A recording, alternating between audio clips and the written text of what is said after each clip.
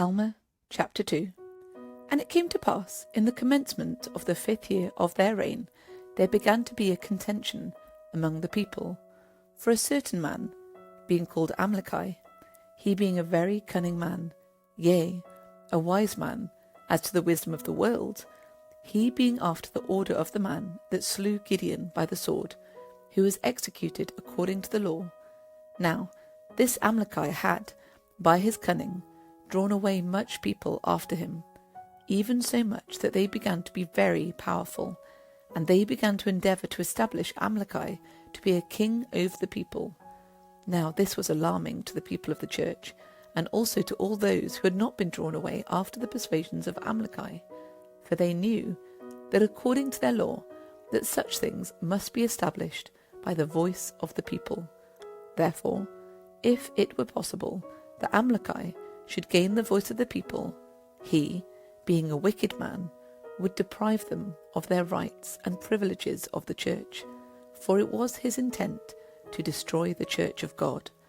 And it came to pass that the people assembled themselves together throughout all the land, every man according to his mind, whether it were for or against Amaleki, in separate bodies, having much dispute and wonderful contentions one with another. And thus they did assemble themselves together to cast their voices concerning the matter, and they were laid before the judges. And it came to pass that the voice of the people came against Amaleki, that he was not made king over the people. Now this did cause much joy in the hearts of those who were against him. But Amaleki did stir up those who were in his favour to anger against those who were not in his favour.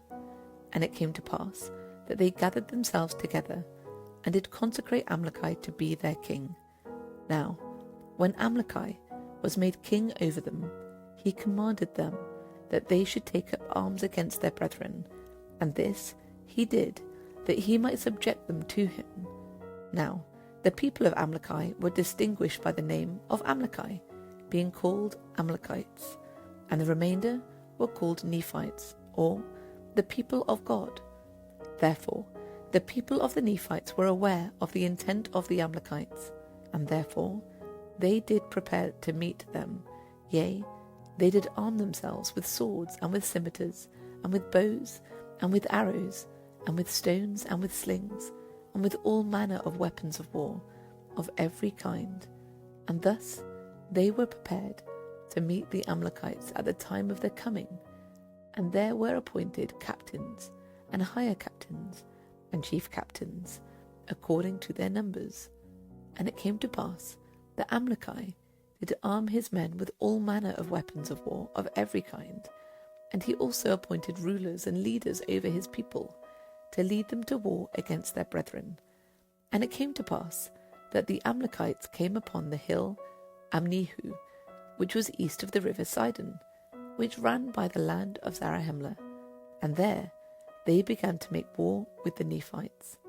Now Alma, being the chief judge and the governor of the people of Nephi, therefore he went up with his people, yea, with his captains and chief captains, yea, at the head of his armies, against the Amalekites to battle.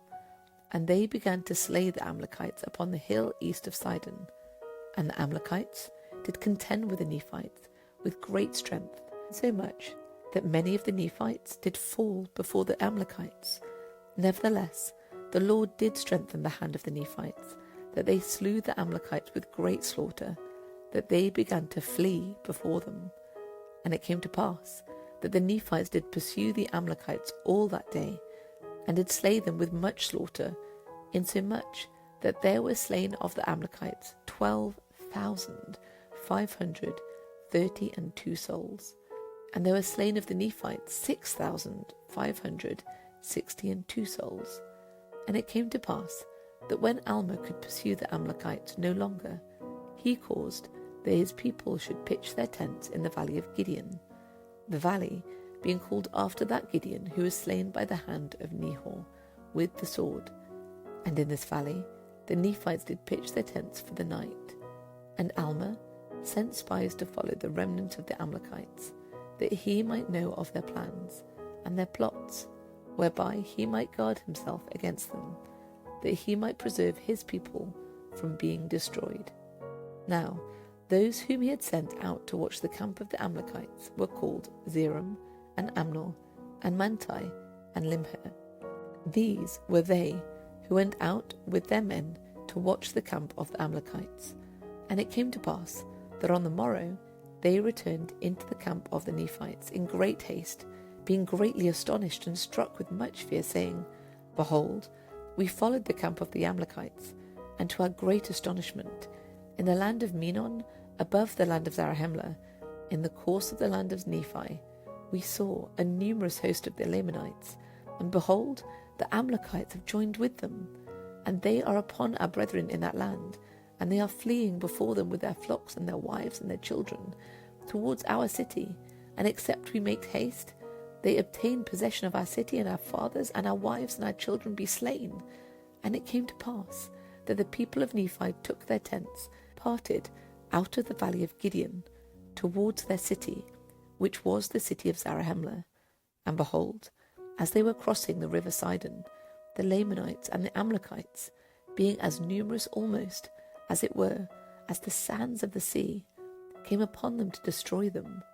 Nevertheless, the Nephites, being strengthened by the hand of the Lord, having prayed mightily to him that he would deliver them out of the hands of their enemies. Therefore the Lord did hear their cries, and did strengthen them, and the Lamanites and the Amalekites did fall before them. And it came to pass that Alma fought with Amaleki with a sword, face to face, and they did contend mightily one with another. And it came to pass that Alma, being a man of God, being exercised with much faith, he cried, saying, O Lord, have mercy and spare my life, that I might be an instrument in thy hands to save and preserve this people. Now, when Alma had said these words, he contended again with Amaleki, and he was strengthened insomuch that he slew Amaleki with the sword. And he also contended with the king of the Lamanites. But the king of the Lamanites fled back from before Alma, and sent his guards to contend with Alma.